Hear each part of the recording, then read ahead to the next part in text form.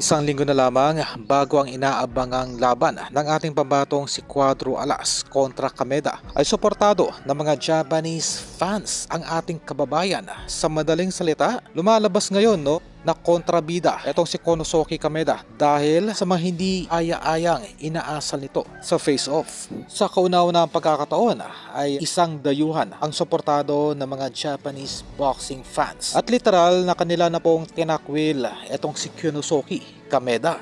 Ay kumakalat ngayon ang fight card ng ating kababayan na kung saan kung makikita po dito sa box.com ay lumalabas po na undercard lamang itong ating kababayan at ang magiging co-main event ngayong darating na October 25 ay itong sila Calixto kontra Dusmatov.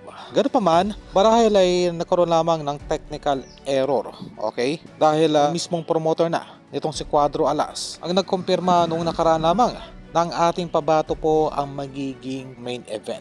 Ito ay literal na magandang laban para sa ating kababayan dahil galit din po ng literal itong si Cuadro Alas sa inaasal dito sa hambog na si Konosuke Kameda. Kung maalala ay nangako itong si Casimero na sa loob lamang ng 30 seconds ay patutulugin ito na lamang ang frustration at galit nitong si Cuadro Alas na masampulan itong maangas na hapon na si Konosuke.